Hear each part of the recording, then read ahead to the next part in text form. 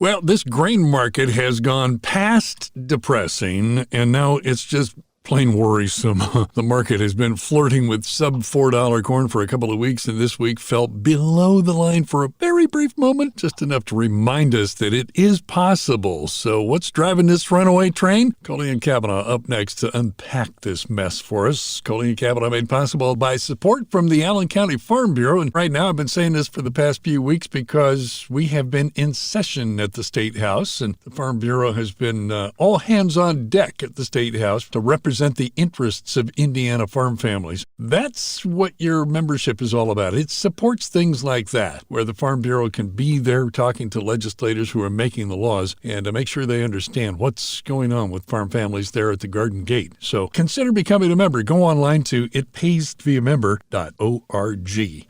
Yeah, it's looking pretty worrisome out there. You know, we started the week with corn support, 412, 409, and 393 going away. We'll talk more about that. Soybean grain futures dropped on lower trading volume, favorable weather in parts of South America, and ample global supply. Boy, talk about ample supplies, guys. Corn inventories worldwide forecast to rise to 322.1 million metric tons in the 2023-24 marketing year that ends in August on the 31st. And USDA said that'll be up from 300.3, so up about 22 million tons over last year. Soybean stocks expected up from 103.6 million to 114.6 million tons year over year. David, let's start by talking about the export inspections this week, because kind of a good news, bad news thing. Weekly export inspections for corn rise, but weekly export sales continue to be pathetically lousy. So, David, let's start out with the inspections report this week. For sure. Wheat came in less than expected at 234. Corn, okay number, 820. But beans, 56 is all, although we did have a big buy by China because they bought 391,000 tons. But look at this, unknown canceled 591. So we had bigger cancellations than what we had sales. Well, of course, they were switching it from unknown to China, but something went somewhere else. When you look at the corn, you do see in the number there at 334 going to Mexico.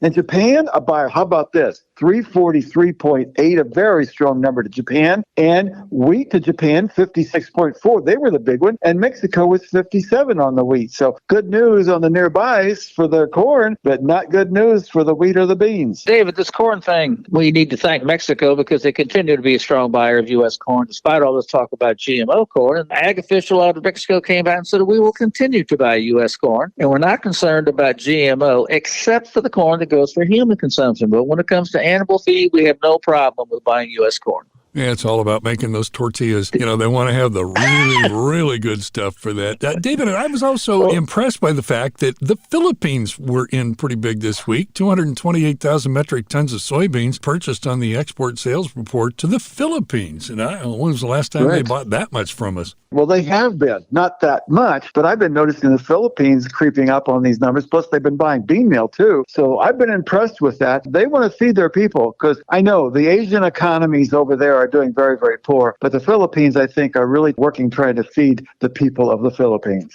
One of the other things driving the market this past week, guys, are the funds, you know, and I've been watching it. It's pretty deplorable as well, and certainly an indication of what's going on in the market. February 7th through February 13th, the funds sold off just over 16,500 contracts of corn for a net position of 314,000 contracts and sold 4,200 contracts of soybeans to post a net short soybean position of 135,000 contracts. Now, the reason I bring it up, both those positions are the largest net shorts that the funds have accumulated since 2019, John. Wow. You know, this is kind of amazing. The funds are getting shorter and shorter, and we're approaching a record amount of short positions, and yet we haven't had any kind of a bounce yet. Now, we know what's coming. At some point, there's going to be some pretty big fund buying coming in, but there's no way today to project when that's going to happen or what's going to stimulate it. We've been waiting for the past few weeks, saying, the funds have got a big short position, and they're going to see some short covering come in, and all we've done is set new lows.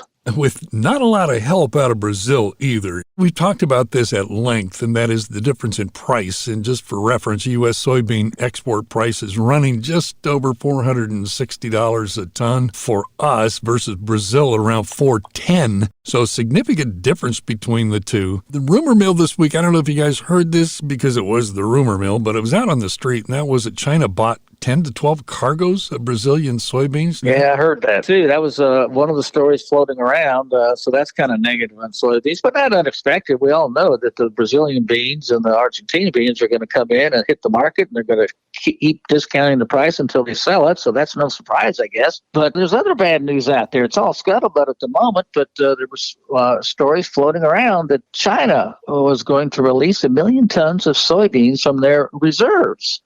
Ooh, if they do that, that's just 1 million tons fewer soybeans they're going to be buying from Brazil or the U.S. In any respect, that's negative. And then there's also reports that the source on this is Arlen Suderman, and he's saying that it appears that the amount of acres, soybean acres planted in Brazil is understated, and that the crop's going to come in larger than the poor yields would project, because there's more acres out there, and that's what accounted for the larger crop than expected last year. Same thing. Now that's just talk at this point, but it's coming from some very reliable sources. Yeah, well, Arlen's a pretty reliable source, and I heard the same thing about China, but in tandem with what you're talking about China, the latest estimate from analysts is that China's going to import 4 million metric tons less by the time this first quarter is over. Now, that has more impact on probably Brazil than the U.S., given the fact that they're a lot less expensive, but Brazil's bean basis is under pressure. StoneX posed the question here this past week.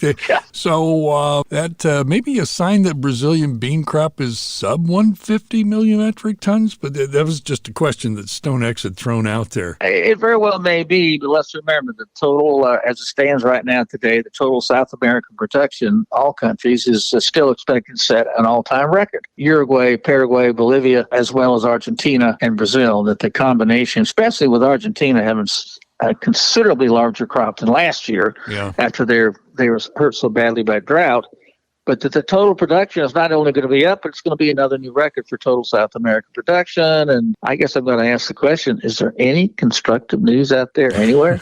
Well, I guess if you're in Brazil, there's, David, some pretty good news, and that is at least StoneX Brazil team reported that 26% of the summer corn crop has been harvested versus 16.8% last year, so they're really rocking on.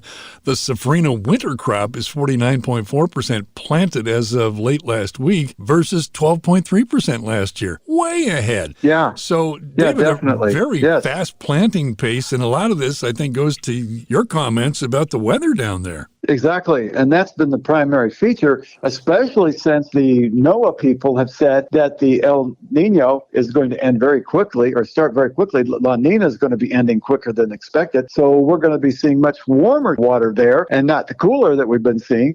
And that would definitely make it cooler and wetter into South America, which is what they need to get the crop harvested, except for one problem. That is, if it's too wet, and parts of Brazil and Argentina have been what I would say overly wet. So that's something to keep in mind. But with the weather changing that fast, like not instead of June, they were talking earlier down South America, they're talking now the end of April, early May. That's a big difference to the market, especially in South America. David, let's talk about South America too, because, when we've had issues with our beef herd that has been like way down, Brazil, a lot of people don't know this, but Brazil is a huge producer of beef.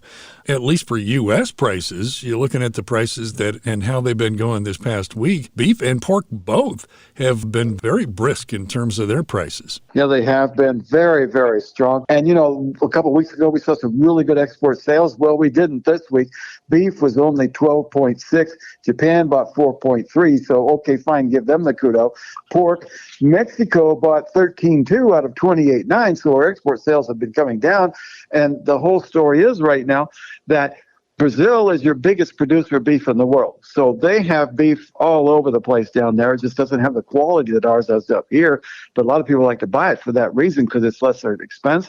Plus, the quality is not as good, but the people are not complaining about that. They're saying, I'd rather eat that than eat the leather on my shoes.